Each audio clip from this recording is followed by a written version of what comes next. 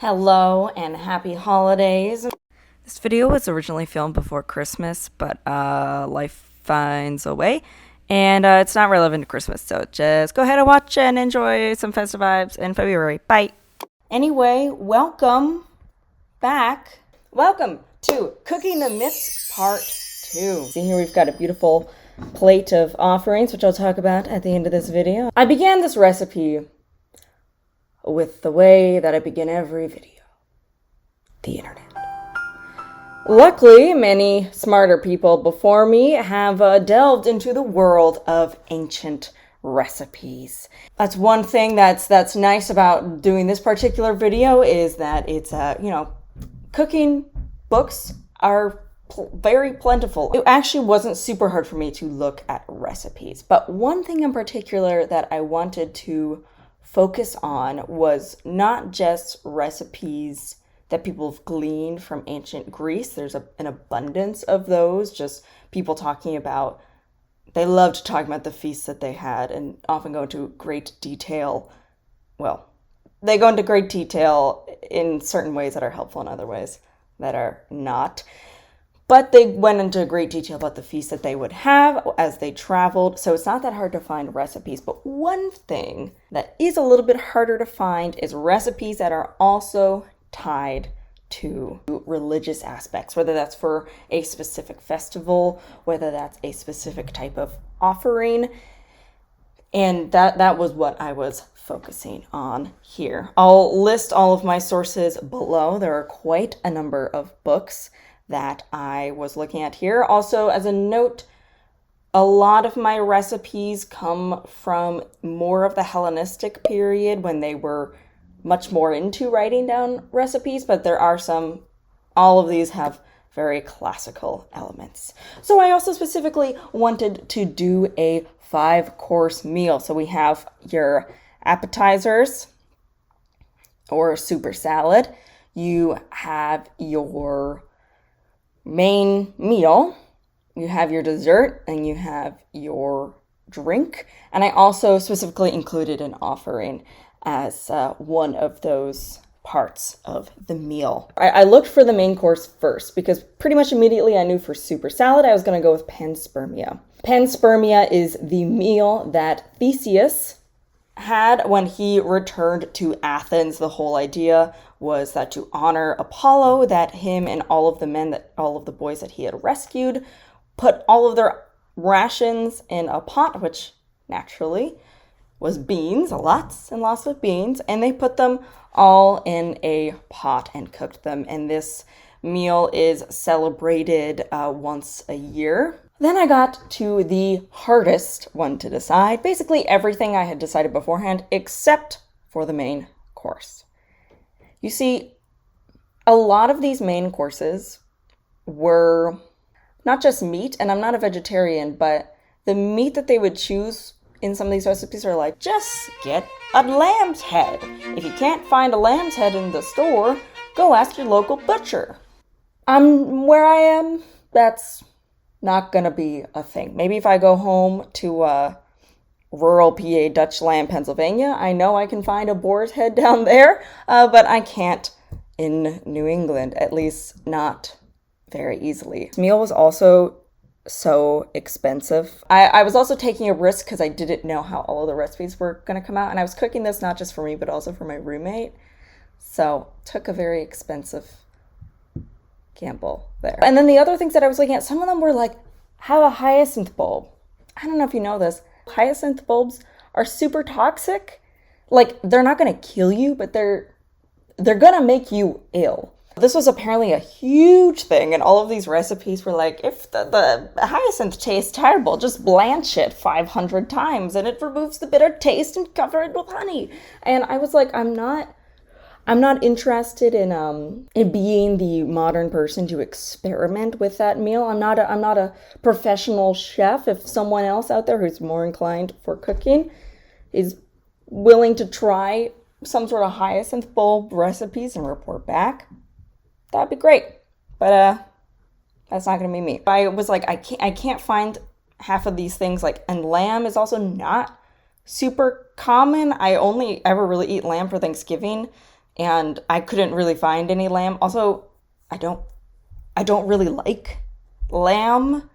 I don't really like the way it tastes. So I was trying to find this blend of something that I could find the ingredients, wasn't going to kill me, and was something that I liked. There was a lot of fish recipes, but unfortunately, a lot of these fish recipes were for fish that I can't get, like swordfish, which is a really common Mediterranean type of fish. Now, I do work near an Italian market. Again, I was looking for something that, because I was serving this for not just me, but also someone else.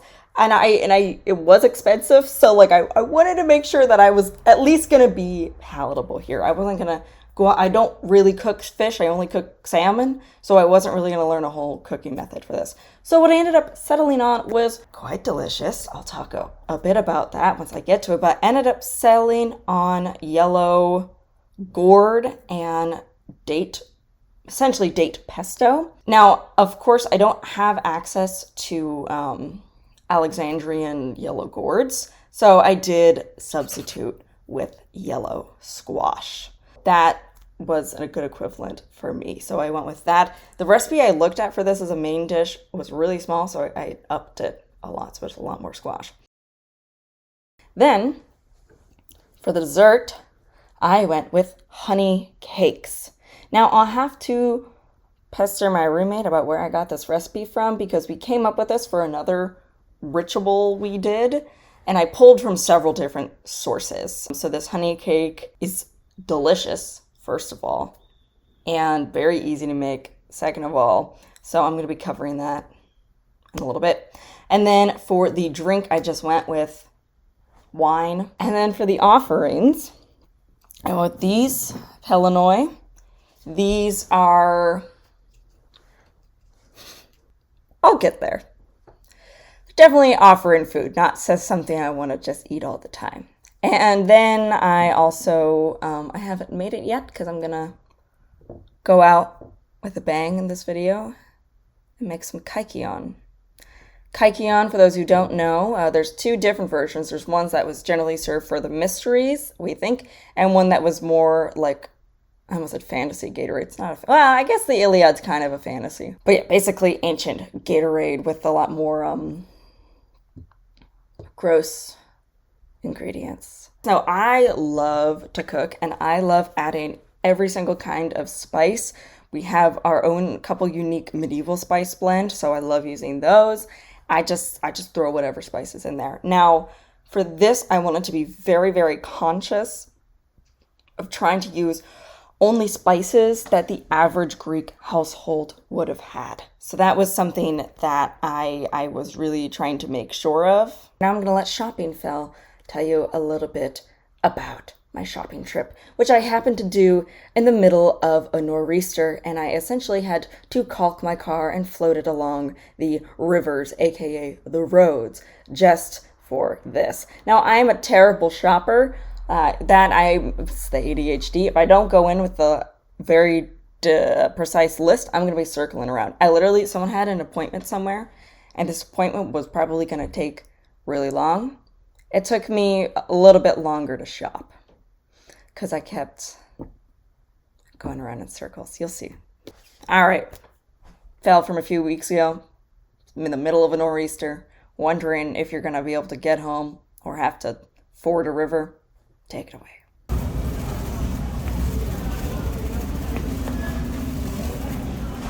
Trying to find dates. I don't even know where to look. I've been over this whole store. And no, I'm not going to ask anyone for help. That's a quitter's attitude.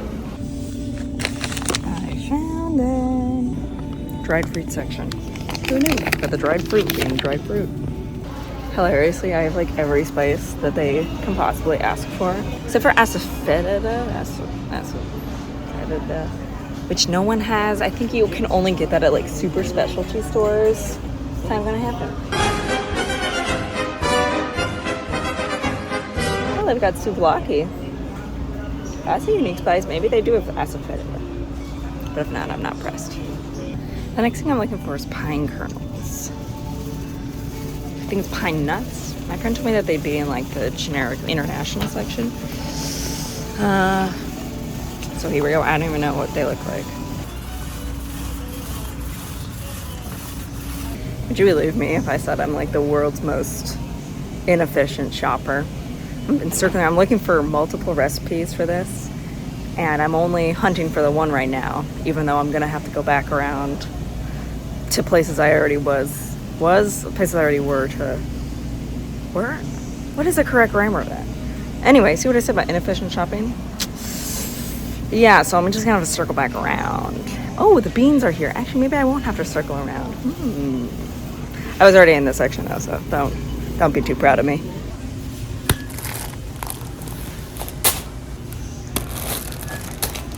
Oh my god, they have barley. I have been looking for barley for literally years.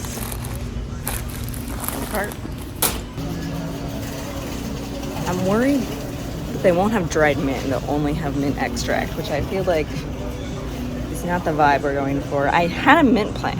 Did not survive the move. Not because I killed it, but because I left it behind. That would be weird if they had things like, I don't know, like really, like annatto, but they didn't have dried mint. I actually don't know if dried mint is a common spice. Fresh mint. That's what they sell. They sell fresh mint. I'm a genius. Let's go back. Well, genius is an interesting statement because I'm going back to where I was.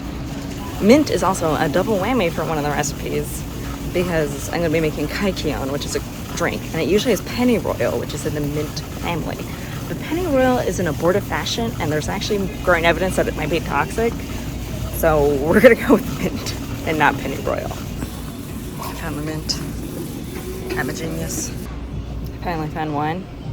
I always look like a suspicious minor when I walk in there because I don't know anything about alcohol. So I got the one that was the least expensive of the Merlots. Why I got Merlot? Simply because I like it. I don't know if it's best for cooking.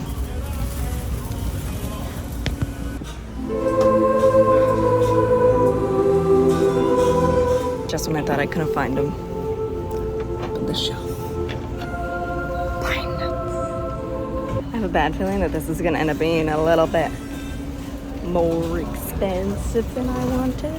So, when do I start getting to write things off on my taxes for YouTube videos? Just asking for a friend.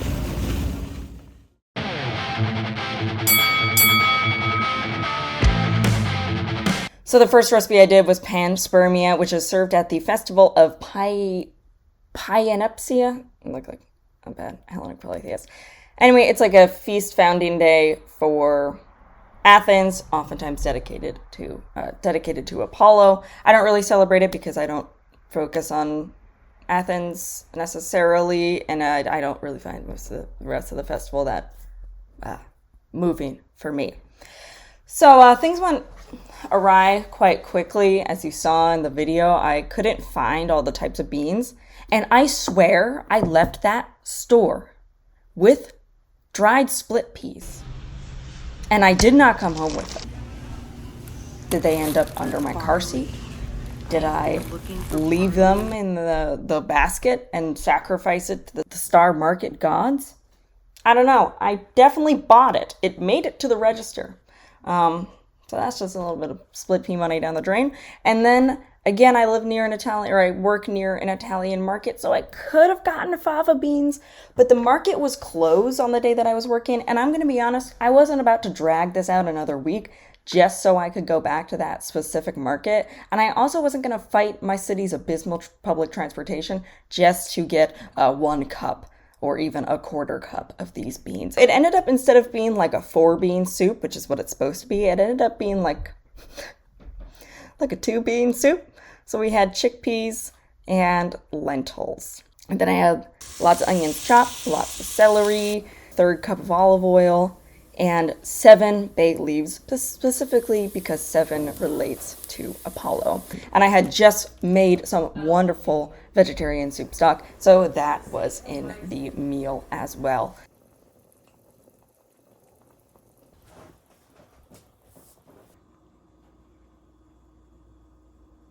Not too much. Yummy. Let me tell you, it was delicious. Yummy. I did not know how it was going to come out, especially since the garnishes were like vinegar and olive oil, which I've never garnished a soup with that. I usually garnish a salad with that. But it was freaking delicious. So definitely, let's see, what am I going to rate this bean? What am I going to rate this soup? I'm going to rate it, I'll say 4.5 out of 5 Pythagorases. If you find that funny, then you know Pythagoras hates beans. Then the next recipe I did was from the classical cookbook. And this recipe was then updated on the British Museum's website. This was squash and marrow Alexandrian style. Here it is from Epicurus. Gourd, Alexandrian fashion. Drain a boiled gourd, season with salt, arrange in a dish, crush pepper, cumin, coriander seeds, fresh mint, asafoetida root, moisten with vinegar, add caryota date, pine kernel, crush, blend with honey, vinegar, fish sauce, concentrated must and oil, and pour the whole over the gourd when it has boiled, season with pepper, and serve. Now, as a note, I could not find asafoetida. They recommended that you could replace it with garlic and onion powder, which is what I did. Pine nuts, pine kernels, or pine nuts. Super expensive, but they're very, very good. So I was able to get that. Any other? Oh, fish sauce. They mean garum. Garum doesn't really... Max Miller from Tasting History, first of all, if you haven't seen him, highly recommend. But he did a whole video on garum. You can't really find garum proper anymore. You usually have to like make it, or some Italian markets will sell like anchovy sauce, which is the most, I would say, modern equivalency of that. So I just used regular old. Actually, no, I didn't because I forgot it. I was supposed to get fish sauce and I forgot, so I just added Worcestershire sauce because it has a similar level of like high salt quantity. And I ended up adding also a pinch of soy sauce. So those are not the accurate. I didn't make a must. A must is like reduced grape juice. I didn't make that because I frankly bought a bottle of wine and I was like, I'm just gonna use that. I'm gonna let Cooking Fel tell you a little bit about cooking here. Now, they didn't tell me how hot the squash was boiled and then you kind of reheat it in the oven, and they didn't tell you how much to reheat it, like what temperature. So a lot of this is vibes based.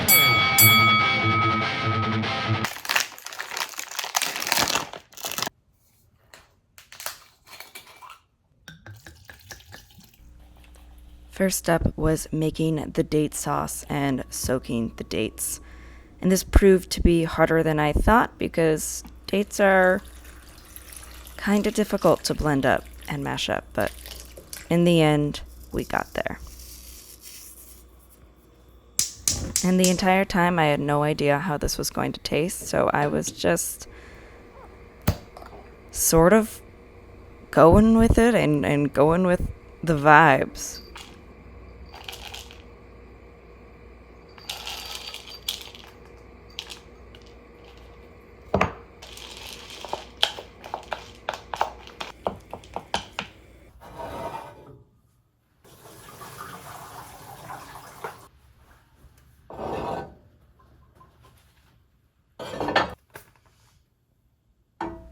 This recipe was both fairly simple and complicated. Complicated in the sense of I'd never made something like this before, and simple as in it's boiled squash and making a sort of date pesto.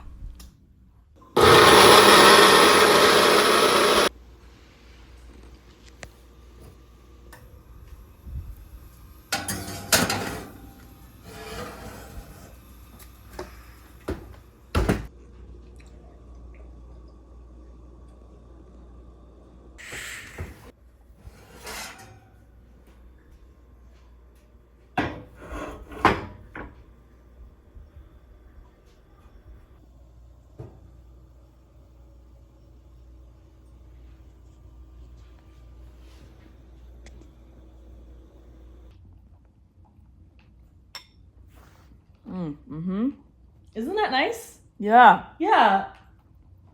Wow. I don't know what I was expecting. It wasn't that, but it's quite nice. Yeah. My brain could literally not comprehend the recipe. I was like, what is going on here? Let me tell you. This was 10 out of 10. Absolutely freaking delicious. I had zero idea what it was going to taste like because it had sweet, it had salty, it had cumin and coriander. I had literally no idea. It could have tasted not very good, but it not only did it taste good, it tasted like my roommate and I still talk about this, and this happened like a couple weeks ago. I still dream about it.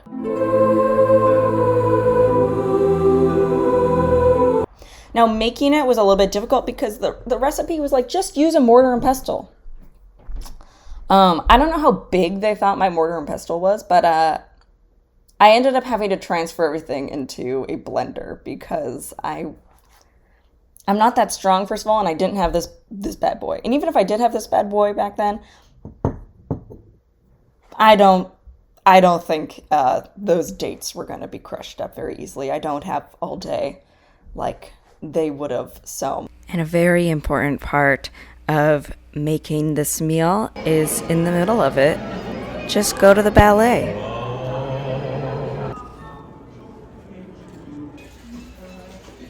I forgot mine in the car. Oh jeez. For the third meal, third course, which was our dessert, we had honey cakes. Now, these honey cakes were pulled from a couple of different recipes using partially a recipe for these guys over here, these Panasonic here, and also using a recipe pulled from various more modern honey cake recipes. There's no yeast in it. There's no leavening agents in it at all. In fact, I think it's like mostly honey. It's a very flat type of cake. And I think my issue this time around, we did something wrong. I think we didn't have it hot enough. I don't think we left it in the oven long enough. Something went a little wrong, but it was still, let me tell you, absolutely delicious. 5 out of 5 for this recipe, even with some of the wonkiness that happened towards the end of the baking. Delicious, and again, made with all ingredients that they would have been able to have access to back then. Honey was seen as sacred, and it's especially sacred to Demeter. And I just love using honey. It's one of my favorite things in ancient Greek recipes is just add a little honey on it, call it an offering. You're all done. And now, for the Panasonic. These guys. Sometimes if you look up ancient Greek honey cake, this is what comes up. They're basically like hardtack. When you just have water and oil and flour, it becomes so hard. That's one way of making like a type of paper mache. Very difficult to eat. And hardtack is some type of thing that the sailors would eat, and they would dip it in their beer. They dip it in hot water to melt it or to loosen it up and make it into like a thick stew. I think my problem with Panasonic is I don't roll them out thin enough. I think that's my main problem. They might be more palatable if I rolled out the dough thinner, and you're really supposed to roll it thin. I just am not good at rolling things very, very thin.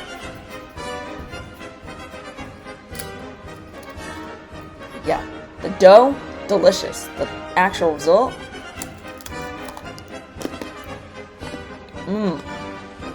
I like my teeth. Oh, and there's a cat. Yeah, even he's not gonna eat it. It's not that it's bad.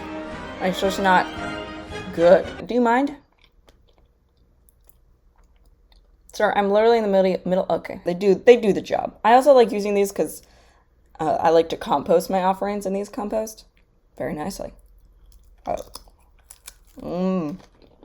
Now, Kaikion.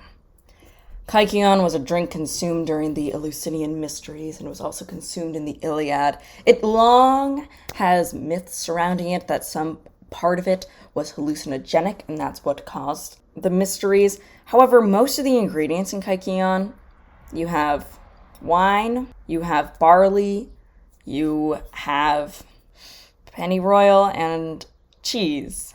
Barley potentially might have had some sort of, what's that called?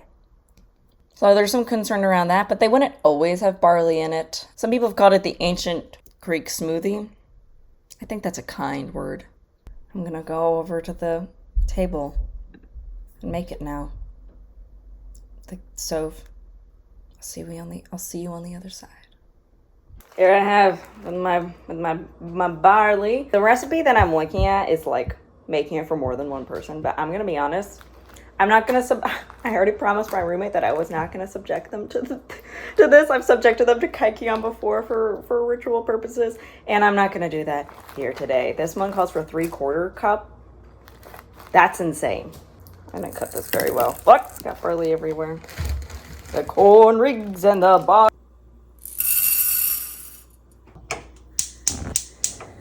All right.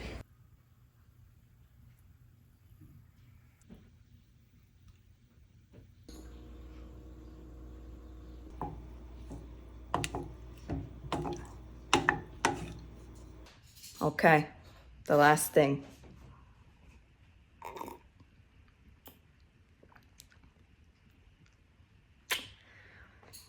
Well, with all the alcohol, eventually it won't taste so bad.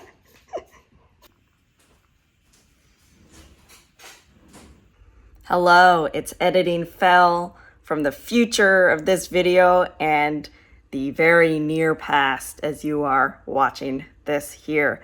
So I finished editing it and realized I never gave a conclusion of my final thoughts. To be honest, I did not cook this all in one night, as you can tell by the fact I went to the Nutcracker in the middle of it. So I didn't cook it all in one night. I'm not sure how it all would have gone together as a meal, but it was fun to do these recipes. It was a little bit more expensive than I usually like to cook. There are definitely several takeaways.